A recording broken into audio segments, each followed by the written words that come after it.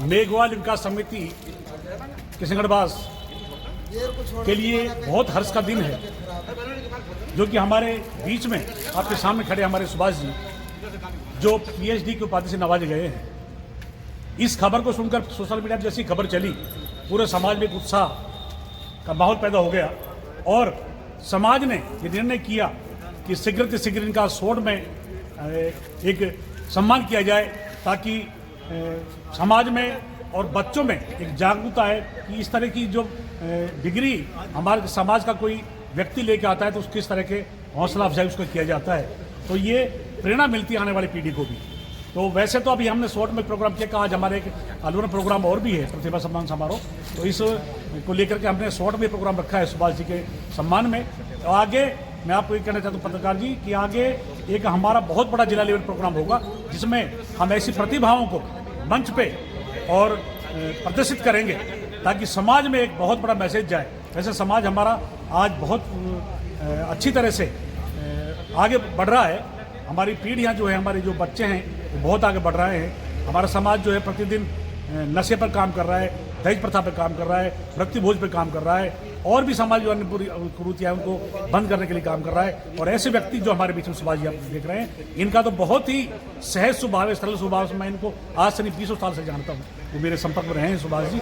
इनका बहुत अच्छा व्यक्तित्व है, बहुत ही कम बोलते हैं और बहुत ज़्यादा सोचते हैं, समाज के हित में, अपने परिवार के हित में, बच्चों के हित में इतना अच्छा सोचते हैं। मैं तो इनको इतना धन्यवाद देना चाहता हूँ, उनका कायल हूँ कि आज जो गरीब तबके में, जो मजदूर तबके में, मजदूर जिनका पिता रहा हो, जो मजदूर जिनका परिवार रहा हो, वो आज इतनी बड़ी ख्याति प्राप्त करके इस समाज का ही नहीं, इस गांव का, माँ बाप का, पूरे देश का नाम, प्रदेश का नाम रोशन किया है। इनके लिए मैं तहे दिल से इनको धन्यवाद देता हूँ। जय हिंद, जय भारत। समाज के लोग हैं, किस तरह से यहाँ पर स्वागत किया जा रहा है, तमाम जानकारियों से मैं आपको रूबरू कराने वाला हूँ कि यहाँ पर जो किशनगढ़वास के अंदर जो हर्ष और उल्लास का जो माहौल आप देख रहे हैं यहाँ पर कि गले में माला और साथ में समाज के लोग और यहाँ के गणमान्य भाई बंधु खड़े हैं, तमाम जानकारियां मिलने वाली है आपको। सर नमस्कार।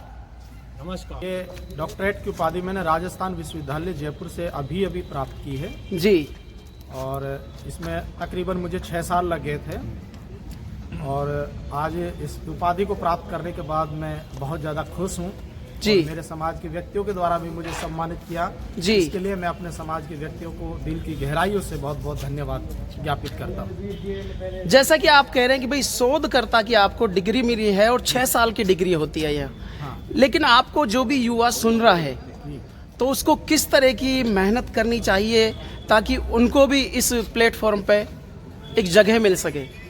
देखिए, लक्ष्य कोई कठिन नहीं है, अगर हमारे इरादे और हमारे हौसले बुलंद हों तो हम बड़ी से बड़ी उपलब्धि हासिल कर सकते हैं जी। और जैसा कि मैंने किया है राजस्थान यूनिवर्सिटी से, जो 1947 में स्थापित है, आज राजस्थान की नंबर 1 यूनिवर्सिटी है, इससे पीएचडी प्राप्त करना कोई मामूली बात नहीं है। और इसके लिए हमने एंट्रेंस टेस्ट दिया और जिसमें सेलेक्ट हुए हम, और उसके बाद में मैंने कोर्स वर्क किया, 6 महीने तक डिपार्टमेंट में रहा, क्लासेस ली, और उसके बाद में मैंने रिसर्च किया है जी। और अभी मैंने अपनी थीसिस सबमिट कराई है और तभी मुझे राजस्थान यूनिवर्सिटी ने पीएचडी अवार्ड की है। तो इसके लिए बहुत मेहनत करनी होती है, और मैं अपने युवा भाइयों से यही कहना चाहूँगा, मेहनत का कोई विकल्प नहीं है। मेहनत करोगे तो हर लक्ष्य आसान है, सफलता के लिए कोई शॉर्टकट नहीं होता है, सिर्फ मेहनत से ही उपलब्धि, ऊंचाइयाँ हासिल की जा सकती है।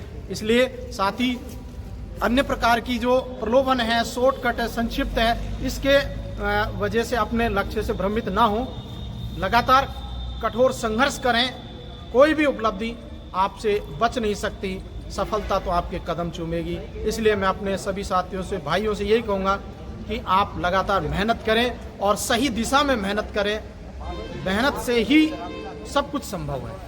जैसा कि आपने शोध किया है, किस विषय पर शोध किया है आपने? मेरे शोध का विषय है आचार्य चतुर्सेन शास्त्री का कथा साहित्य और इतिहास दृष्टि, जो हिंदी में कथा साहित्य यानी कहानी और उपन्यास के क्षेत्र में ये मैंने शोध किया है। लगातार आपने 6 साल तक शोध किया है, तब आपको ये पीएचडी की उपाधि मिली है।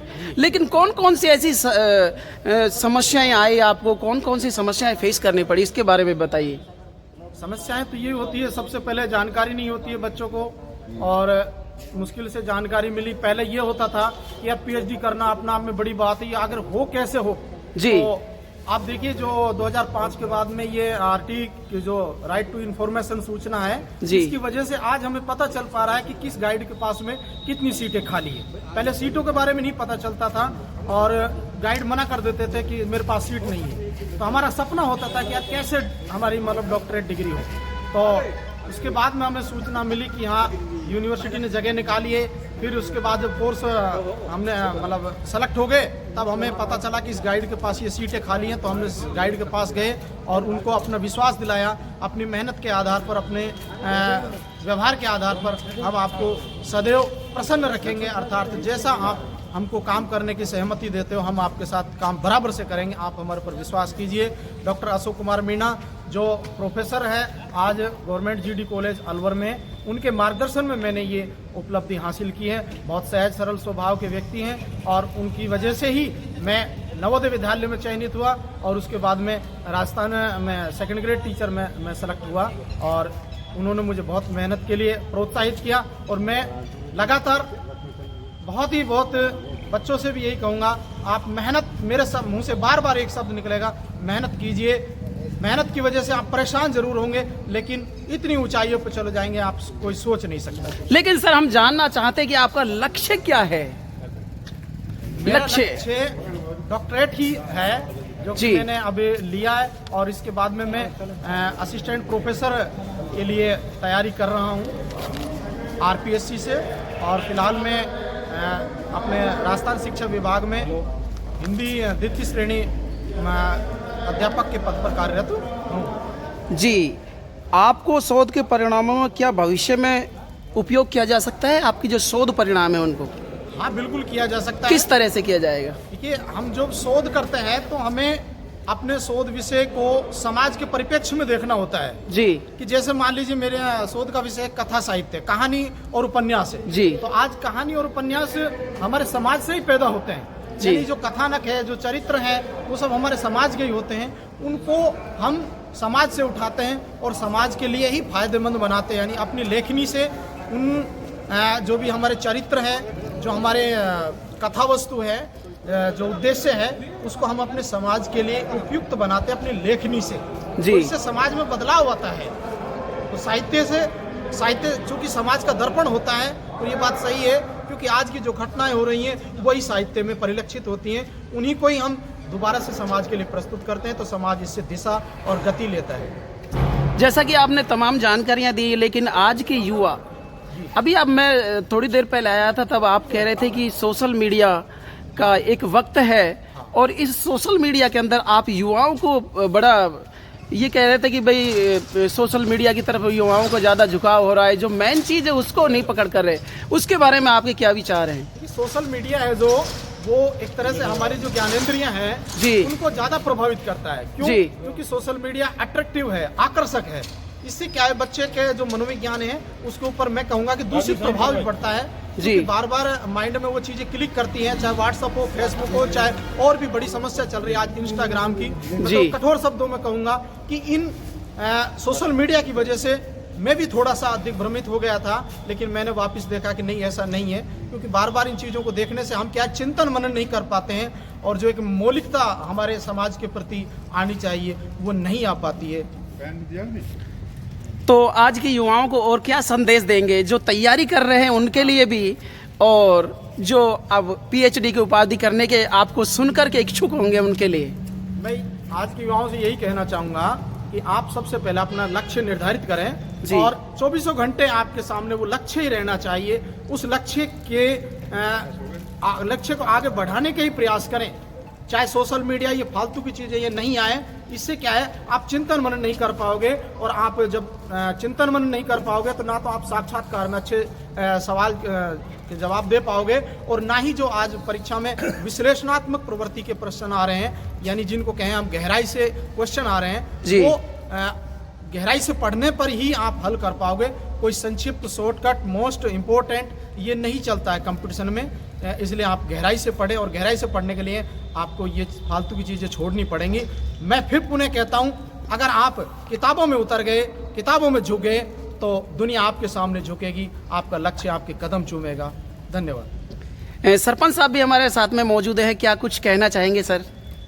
आज बड़ा ही खुशी का दिन है हमारे लिए कि हमारे समाज का एक युवा पीएचडी की उपाधि लेकर आया है और हमारे क्षेत्र में ये हमें लग रहा है कि पहला ही युवा है जो कि पीएचडी की उपाधि लेकर आया है। इससे हमारे और भी बच्चों को बल मिलेगा और उनको सीखने को मिलेगा कि हम भी पीएचडी करें, आगे बढ़ें और ये हमारे समाज को भी आगे गति देगा। और इसके साथ साथ एक और खुशी का दिन है हमारे लिए कि हमारे एक बच्चा ओदरा का, वो भी एसएसबी में सिलेक्शन हुआ है, उसके दादा का हमने आज सम्मान किया है। अच्छा, उनके दादाजी का भी सम्मान किया है, क्या बात है भाई, बहुत अच्छी बात है।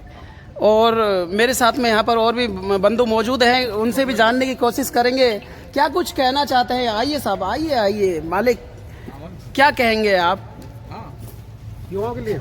जी बिल्कुल। युवा जो आज जो है इस सोशल मीडिया की वजह से बहुत भ्रमित हो रहा है, तो मैं तो यही कहूँगा युवाओं से कि आप ऑथेंटिक बुकें, रेफरेंस बुकों को पढ़ें और उसका गहराई से ज्ञान लें, जिससे आप कहीं भी मात नहीं खाएंगे। जैसा कि गुरुजी यहाँ पर पीएचडी की डिग्री लेकर के आए हैं, इनके बारे में आप क्या कहेंगे और समाज को क्या संदेश देना चाहेंगे? क्योंकि मैं देख रहा हूँ कि एक आप भी एज ए टीचर, संगीत टीचर माने, तो क्या कहेंगे?